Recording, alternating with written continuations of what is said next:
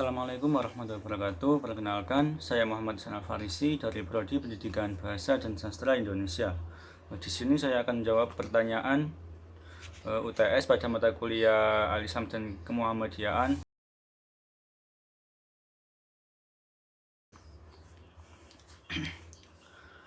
A'udzu billahi minasy syaithanir rajim.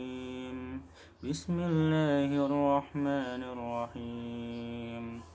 يا أيها الذين آمنوا إذا قيل لكم تفسحوا في المجالس فافسحوا يفسح الله لكم وإذا قيل انشزوا فانشزوا يرفع الله الذين آمنوا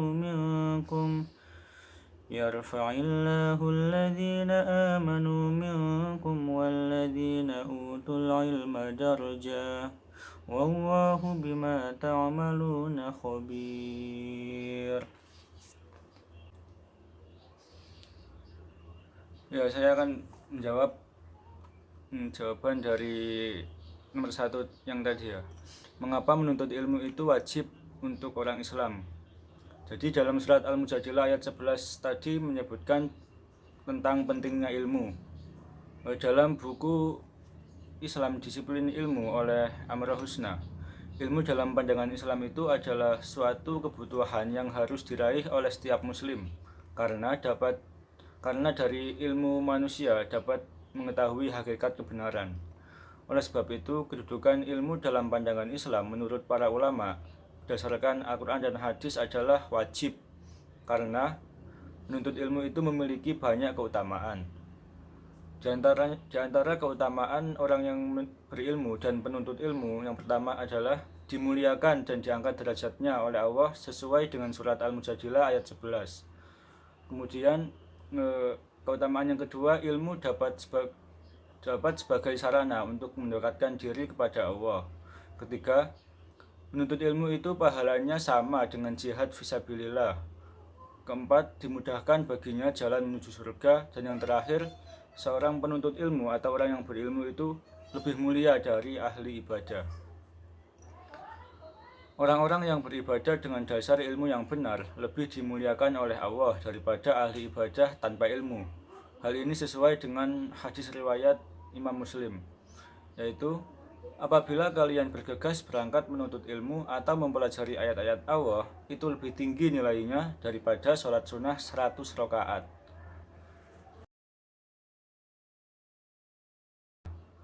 Ya, setiap manusia dianugerahkan oleh Allah kelebihan, yakni akal pikiran. Maka sudah sepantasnya kita menggunakan akal pikiran tersebut untuk hal-hal yang bermanfaat seperti menuntut ilmu. Kemudian Islam juga mewajibkan setiap umatnya untuk menuntut ilmu karena ilmu dapat menjauhkan manusia dari kebodohan dan dari kesesatan. Allah juga telah memuliakan orang-orang yang berilmu. Bagaimana hadis yang diriwayatkan oleh Imam Muslim, barang siapa yang menempuh suatu jalan dalam rangka menuntut ilmu, maka Allah akan memudahkan baginya jalan menuju surga. Dan sesungguhnya para malaikat membentangkan sayapnya karena ridha terhadap orang yang mencari ilmu. Jadi tidak hanya kaum laki-laki saja yang diwajibkan untuk menuntut ilmu. Peran perempuan juga sangat penting dalam menuntut ilmu karena kelak perempuan akan menjadi al-ummu madrasatul ula bagi anak-anak mereka. Maka perempuan juga perlu memiliki ilmu yang luas untuk dapat mendidik atau mengimplementasikan ilmunya dalam mendidik generasi muda yang cerdas dan berakhlakul karimah.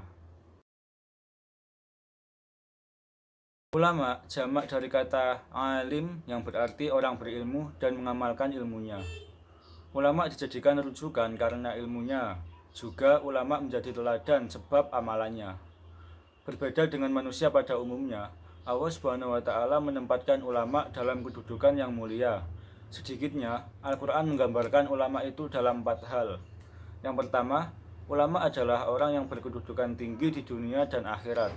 Allah Subhanahu wa Ta'ala berfirman, Allah akan meninggikan orang-orang yang beriman di antara kamu dan orang-orang yang diberi ilmu pengetahuan beberapa derajat. Quran Surat Al-Mujadilah ayat 11. Kemudian kedua, Ulama adalah orang-orang yang takut kepada Allah Subhanahu wa taala. Seperti dalam surat Fatir ayat 28, sesungguhnya yang takut kepada Allah di antara hamba-hambanya hanyalah ulama.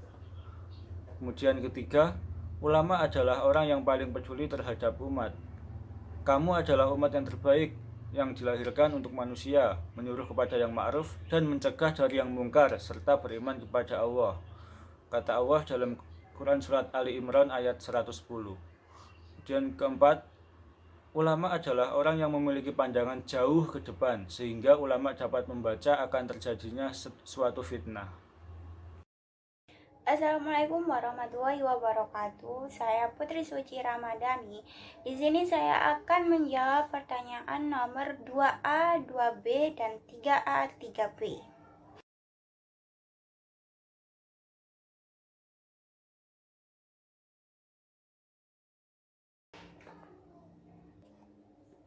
Nomor 2A. Pendidikan ialah sumber dari segala sumber kemajuan suatu bangsa karena dengan melalui pendidikan, kualitas sumber daya manusia suatu bangsa yang dapat ditingkatkan. Sumber daya manusia merupakan aset utama dalam membangun suatu bangsa tanpa terkecuali bagi bangsa Indonesia di dunia ini.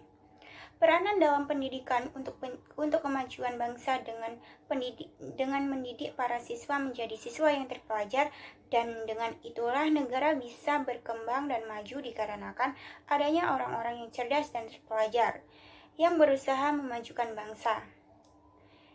Dan juga pendidikan memiliki fungsi, yaitu menyiapkan manusia sebagai manusia, menyiapkan tenaga kerja, dan juga menyiapkan warga negara yang baik.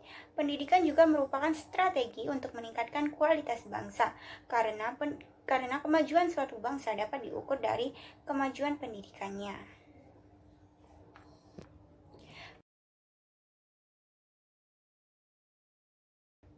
2B, pendidikan usaha sadar terencana untuk mewujudkan suasana belajar dan proses pembelajaran agar peserta didik secara aktif mengembangkan potensi dirinya untuk memiliki kekuatan spiritual keagamaan, pengendalian diri, kepribadian, kecerdasan, akhlak mulia, serta keterampilan yang diperlukan dirinya, masyarakat, bangsa, dan negara.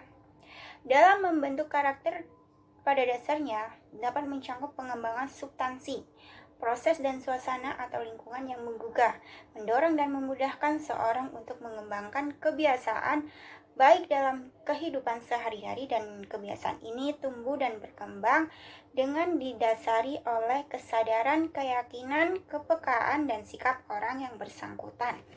Maka pendidikan usaha sadar terencana untuk mewujudkan suasana belajar dan proses pembelajaran agar peserta didik secara aktif mengembangkan potensi dirinya.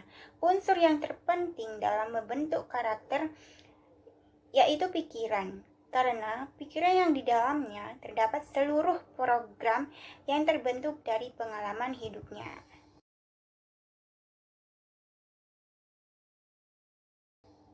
Dan selanjutnya, saya akan menjawab pertanyaan nomor 3A.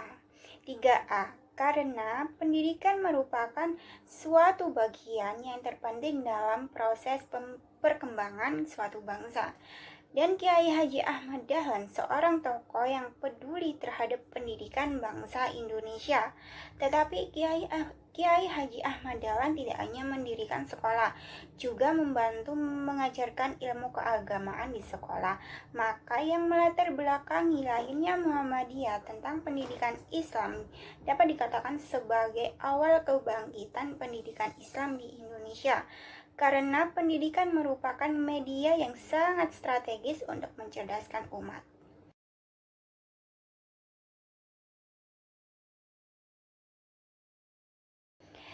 Dan nomor 3B, konsep dalam pendidikan Muhammadiyah, ada dua faktor yang mendasari Ahmad Dahlan dalam mendirikan Muhammadiyah, yaitu ada faktor internal dan faktor eksternal. Yang pertama, faktor internal berkaitan dengan ajaran agama Islam secara menyeluruh, dan sedangkan faktor eksternal yang menyangkut hal-hal yang tidak ada kaitannya dengan Islam. Jadi, pendidikan Muhammadiyah merupakan salah satu faktor internal yang mendasari Muhammadiyah itu didirikan. Maka agama serta pengetahuan umum merupakan sebuah kesatuan yang tidak dapat terpisahkan dari konsep pendidikan Muhammadiyah. Dari sistem keduanya, maka saling melengkapi untuk menjadi bekal siswa agar berbudi pekerti yang luhur dan taat kepada perintah agama. Dan tujuan dari pendidikan Muhammadiyah ini yaitu dibentuk untuk menuntun menjadi masyarakat Islam yang sebenar-benarnya.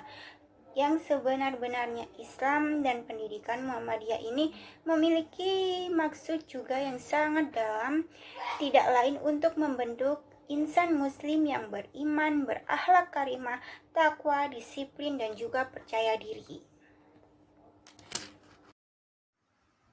Nama saya Aulia Rahma Saputri dengan nomor induk mahasiswa 202011110025. Di sini saya akan menjawab pertanyaan nomor 4A, B, dan juga 5A dan B.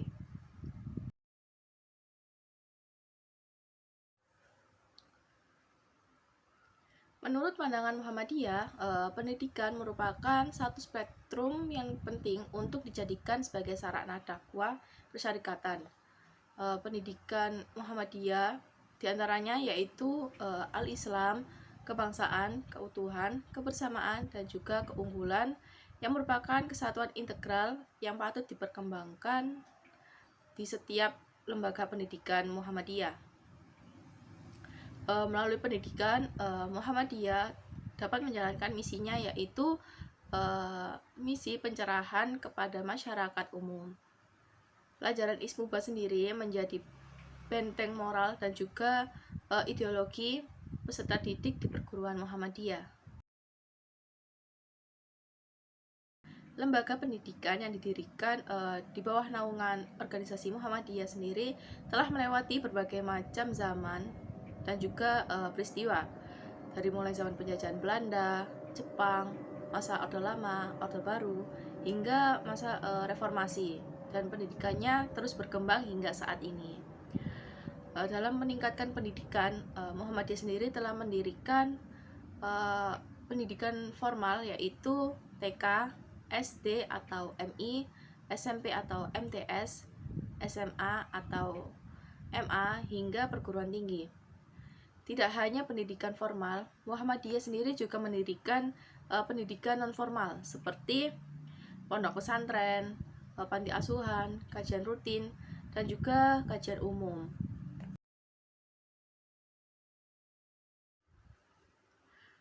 Era digitalisasi merupakan kondisi zaman yang mana seluruh kegiatannya yang mendukung kehidupan sudah dipermudah dengan adanya teknologi yang serba canggih. Selain itu, era digital juga hadir demi menggantikan beberapa teknologi masa lalu agar lebih modern dan juga lebih praktis.